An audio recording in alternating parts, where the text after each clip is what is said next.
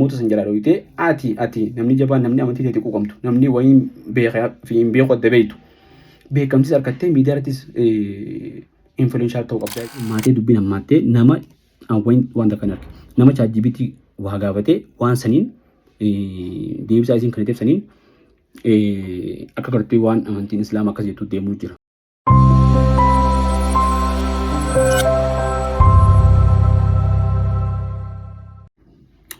السلام عليكم ورحمة الله وبركاته يا أحبابي يا أبو لي كم نجا أبدني رمضان عندنا رمضان أم بقى سنجي رمضان مبارك جنة رد الدبنا كم يجي جنة كم تنسينه فيديو نجنة ماله نما خينا يو فلك أرتي يو فيديو خنار كمالي قرين خات يتنا دبسو خندن دنيا جرا سلادة نخينا ندو دبسا مدينة ما تقول دبسا سكالي يتنا لقي بتشوا على كون دبنة إرجع تبني تما خاص سكالي كتوجه تما برا دبرني نسبة نتوجه تبني تما يبنا إني ما لقي فتح كاسمتو Akkas jenneetti isinii takka lama dubbanne baga ramadaanaan isin geessin jecha ramadaana kana keessa toltuu carraaqqachuu rabbiin nuuf alaaffisu baatiin tun baatii haara'umsaati haara'umsa gartee baatii 11 guutuu qalbii namaarra waan adda addaa dhuftee ilmi namaa kun gartee waan karaa maqu takka waan dogongoruu waan as deebu waan kutee deddeebu san keessatti rabbiin baatii tanaan keessatti immoo leenjii gartee kannee leenjii tanaan baatii 11 jiraatte waggaa ammaas leenjii nu sarka laaffatte ammas leenjii deebitaa jechuudha.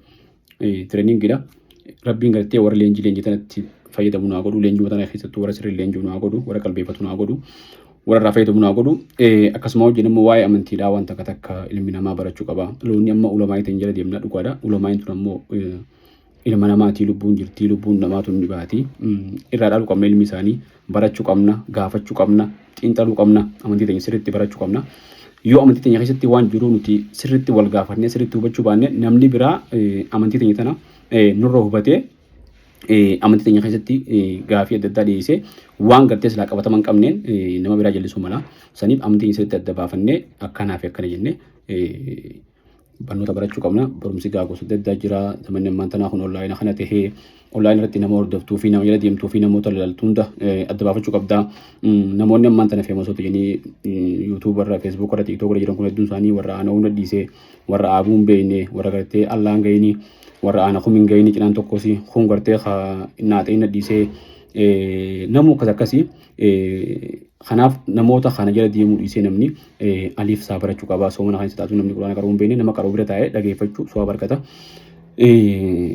Ifiifis barachuu qaba jechuudha. Aliifis taatuuf sodaachuu hin qabnu. Gaafni gartee qiyaamaan baratan qiyaamaan bakka itti baratanii miti. Asi baratteeti qiyaamatti yoo dalagatte minda argatta. Saniif aliif taatuus qaanfachuu hin qabnu nama guddaa jennee nama beekama jennee nama cima jennee namni beeku jennee qaanfachuu hin qabnu. Walitti qaanfatan silaa yoo qaanfachuu taate guyyaa boruu fuuldura rabbiitti yoggaa rabbiin si gaafatu san qaanfachuudha malee arra osoo lubbuun jirtu qaanfachuu hin qabdu jechuudha. Qaanfachuun wallaalaan qaanfachuu qabda. Wallaalii dhukkuba immoo dawaan qabnee miti. Dhukkuba dawaa qabu dawaan isaa barachuudha jechuudha. Quraana wallaaltee hadiisa wallaaltee hin beekne barachuudha qabda jechuudha. Osoo lubbuun jirtu umriin sin daangessitu bakki amma jirru hisaabu namoonni amma dubbadhu kun bilbila fayyadamu. Namoonni bilbila fayyadamu kun namoota umriin isaanii 30 40 20 10 kana keessa jiru jechuudha. 50 bira nama kutuu miti kana fakkaatu 50 bira kutuu illee gartee namni silkii fayyadamu hedduu nama jira ta'a. Umri tana keessatti immoo barachuu hin qabne jechuudha. 50 jirus barachuu hin qaba. Amata 10 qaba. Amata 10 wayii qaba. Averejii ka nama Itoophiyaa yoo taate jechuudha. Amma 60 umrii yoo taate rabbumaa beeka. Ila qaba jechuudha. Namni amata 10 waa hedduu barachuu hin jechuudha. Umri teenya kana fitu jira. Facebook irra rooloofaa, TikTok irra rooloofaa fitu jira. Guyyatti daqiiqaa takkas taatu sa'a takkas taatu hanga dandeenyu barachuu qabna jechuudha. Uuma fedhee utaanaan waa barachuu. Teknooloojiidhaan islaamni duubatti harkifachuu hin qabu, laaffachuu hin qabu. Teknooloojiidhaas barachuu qaba namni islaamaa. Teknooloojii addunyaa dhufte hedduu nama islaamaa tas fidee beekumsa keemistirii herreegaa beekumsa adda addaa fiiziksii keessattis wantoota jajjaboo algooriizimii maanta sooshaal miidiyaan fayyadamu kana waan adda addaa nama islaamaa tos baasee namni islaamaa uummanni islaamaa uummata sabaataatii miti uummata lallaafaa miti. Warra lixaa ila cabnee gartee wooma isaan nuuf fidan qofa nuti soorattoota taanee tomarraa soorachuu osoo hin taane oomishnee isaan san soorachiisuu qabna. Diin keenya irratti ibsa diin keenyaa hojiidhaan wantoota nuti oomishnuun pilaatfoormii nuti oomishnuun hojii teenyaan beekumsa keenyaan dandeettii teenyaan daawaa itti godhuu danda'uu qabna jechuudha. Kanaaf daawaan ammaan tanas deebitee gartee fuuma keessa godhamtu jirtu nu bira dabartee uummata biraattis geessuu danda'uu qabna. Oromoon Oromoo geessuu qabdi. Oromoo tokko daawaa hin dhayne hedduun kitaabileen afaan arabaatiin jiran kan gartee sheekotiin dhimma islaamaa irratti hedduun dalagan hadiisaa fi quraanaas tafsiiraas daawaa adda addaa jechuudha. Mata duree adda addaa irratti hedduun isaanii afaan Oromootiin deebine. waati qofaan oromoo deebi'ee malee kan inni deebi'an san kitaaba gurguddaa tokko yoo ta'anillee kitaabileen xiqqaan adda addaa risaalaan adda addaa afaan oromoo deebitee akka namaa galutti tokko pooyite jala siimte jechuudha. Tajirtu wordii tiraanzeetu kutaatu jechatti ta'ee kan malee ibsaa wajjin balleeffamtee katabamtee hedduun jirtu. Risaalaan tokko Ustaaz Jaabar Bayaanfaan barreessee jira tiraanzee godhee kitaabilee aqiidaatii fi kitaabilee harkaan kitaabilee bareedaa tokko hiikee jira. Waa'ee aqiidaa fa'aa kitaaba bareedaa tokko waan biraallee gartee muduree adda addaa irratti akkasitti namni islaamaa kitaaba barreessee hiikee waan hundaan dura deemuu qaba. Ustaaz Jaabar illee gartee gama viidiyootiinis akka gartee sagantaa adda addaa galliksuu ni feena. Telegiraamatti illee tokko barreessuu jira. Namni islaamaa dura tattaafachuu qabna.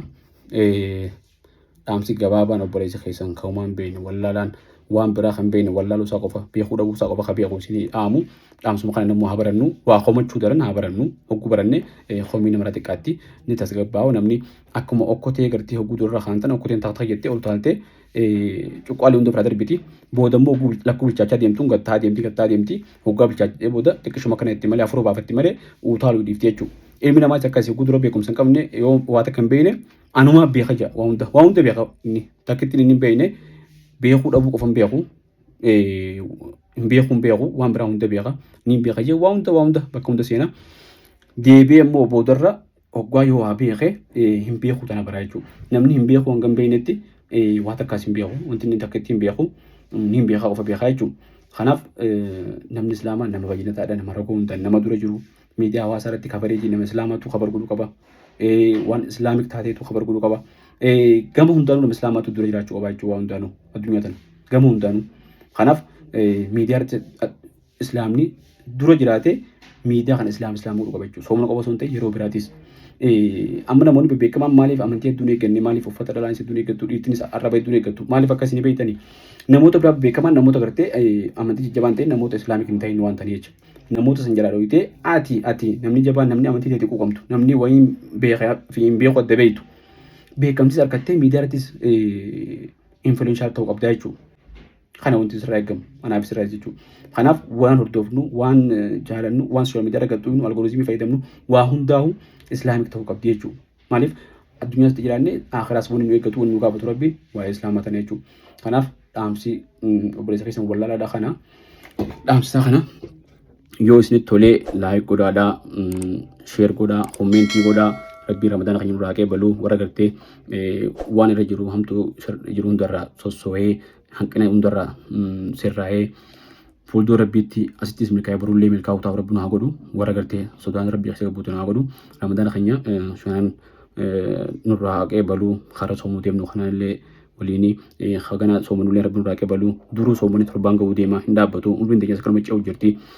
Rabbiin warra gartee umrii isaanii tana fayyadamu nu haa godhu numa kanaa'u warra bayyanatu nu haa godhu waa'ee amantii irratti hedduu barumsa nu barbaachisa dhimmoota adda addaa gartee hin tuqamin kan dubbatamin hoggaa dubbatamin namni rifatee goo'ee ijuu qabu osoo hin taane barachuun dirqama keenya jechuudha. Maaliif namoota amantii islaamaa keessa hin jirreef ibsuudhaaf dirqama qabna jechuun hundi keenya. Kanaaf toltutti wal yaamaadha karaa sirriirra wal deebisaa waliin deemna. Video keenya kana like share subscribe bantanis godhaadha YouTubeas TikTokinis Facebookanis hordofaadha yoo gartee walitti YouTube waan sirrii ta'uu baatte bakka tana doongortan jaa adda baasaa hima akkanumatti komentii duudhaadha akkana jennee iyyuudhaan ittiin fayyaddu adda baasanii bakka tanatti akkanaaf akkas bakka tanatti akkana ilmi namaa bakka hundatti guututti doongoraa sirrii miti jennii jala muruu hin taatu jechuudha bakka tanaaf tanatti akkana doongora jirtaa dhaabbadhu jettanii ragaadhaa wajjin adeessu sanuu amalaa wajjin maaliif akhlaaqni kan murteessa namni tokko akkaataa waatti himtu dura maftaa sammuu isaa banachuu qabdetti naquudhaaf akkuma gartee hoddattuu waan naquudhaaf cuqqaalaa banuu qabdutti yoo gartee akkatti dhiibde ni cabsite yookaan cirtaa malee hin dandeessu jechuudha. Kanaaf sammuu namaa akkatti bantutti dubbattee banattee itti naqachuu qabda jechuudha. Waan itti naqachuu deemtu yaada keessan. Kanaaf akkasitti akhlaaqaan walitti himuu qabnaa amantii islaamaa keessatti namni tokko hin caalu namuu taqwa rabbiitiin wal caala sodaa rabbii immoo rabbiin mixxira godhe isa qofaaf beeka. Abaluu imaamata ka qabu ka imaamaa ka ustaazaa ka khutbaa godhu ka qaraasisu ka qaru kana miti jechuudha sodaa rabbii beeka ni mul'atti garuu ashaara namarraa ishaaraan mul'atti qofaaf namichi kun sodaa rabbii qabanii mul'isuu hin dandeenyu rabbii ka beeku jechuudha. Rabbii sodaa isaa nu haa kennu taqwaa isaa nu haa kennu warra rabbii sodaatira nu haa godhu qaamata diiniif nu haa bal'isu. Murtii warra murteessuun akkaan ulfaata amantii islaamaa keessatti namoota akkanaa waan akkanaa hojjetaniif kitaaba akkanaa jiran jabaa rabbii malee warra gartee rabbii maqaa dhiin jedhama dura kitaaba quraana keessatti barsiisa keessatti san maqaa dhuu dandeessa.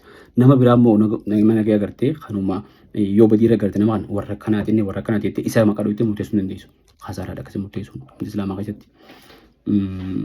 Garuu nama jallina yoo taate jallawwan kan akkanaatuun sirrii miteettee waan sanirraa nama hubachiisuun bayyanachiisuun beeksisuun irraa deebisuun ni jirti beekama islaamaa keessatti. Kanaaf dhimmoota adda addaa keessatti amantii keessatti waan dubbachuu qabnuu fi dubbachuu hin qabnes adda baafannee yoo baranne qofa beekne jechuudha. Yoo hin baranne cal jennee akkamitti teenyee amantii teenya irraa gartee waan deebisuun takka illee hin jirtu. Amantii fi irraa deebisuudhaaf barumsatti hajjame ilmi baafee dheetu. Kanaaf hundi keenya haa barannu dubartiin islaamaa bakka adda addaa ni jirti haa barannu sheekotiin ni jirti irraa haa barannu kitaabni adda addaa jira haa dubbisnu. Dhaloonni ammaan tanaa kunfaan namoonni gartee afaan ingiliffaa dubbisuu danda'an afaan arabaa dubbisuu danda'an hedduu jira. Darasaan teenya dirqama amma sheekarratti qoraatee kitaaba hangasan qofa qaruun qabdu. Kitaabilee namoonni adda addaa yuunivarsiitiilee adda addaa islaamaa maxxansan risachiilee adda addaa qorannoo adda addaa guugul gootee barbaaddee dubbisuu qabdi beekumsa bal'ifachuudhaaf. Maaliif zamana kan namni hammaatee dubbiin hammaattee nama wanta kan arge nama ChatGPT waa gaafatee waan saniin deebisaa isiin kan ittiin saniin akka gartee waan amantiin islaamaa akkas jettu deemuu jira. ChatGPT jechuun waa'uma soorsii gartee intarneet irra jiru yoo ati kijibatti kattu kijibasa waan fidu malee waan dhugaa qofa fiduumte jechuudha ChatGPT. Kanaaf zamana kanatti beekumsi islaamaa Google irrattis bahuu qaba jechuudha. Ni jira kan jiru daran isinis waan beektan waan dandeettii qabnu irra baafnee wikipeediyaa irra baafnee teekinooloojiidhaan jabaannee akka gartee waa'een islaamaa wanni immaan bareedduun wanni silaa sirriidhaa intarneet irra baatu godhuu qabna jechuudha. Bakka doon bira daddaa jirutti dhiifnee bira dabruu hin qabnu. Kanaan isin jaa gama huntaan islaamni jabaachuu qabaan isin jaa isin irraa hin gabaabsaa. Rabbiin warra milkaa'ee wajjin nu haa milkeessu. Rabbiin waan nuti kadhannee fi waan sanaa gartee kadhachuu qabnu ta'uu hin kadhatin illee akka islaamummaa osoo hin kadhatin nu kannetti nu haa kannu. Jalsaa furdoosa rabbi nu haa kannu. Haadha abbaa keenya fuula isaa deeman rabbi nyaata furdoosi naa qananiisu. Warra jiran umrii dheeressee ilmaan isaanii keessa qabeenya isaanii keessa dalagaa isaanii takir keessa barkaa kaayee fi isaan haa milkeessu. Hajjii fi umraalee deddeebi'uu rabbi nu haa laaffisu. Warra gartee sadaqatee toltuu carraaqqatu rabbi nu haa godhu. Uuma toltuu amantii islaamaa keessa waan faarfamu hundaa'u nama galmaan ga'u rabbi nu haa godhu. Rabbi isin haa milkeessu. Assalaamu alaikum warahmatullahi wabarakatuh. Fixadhe.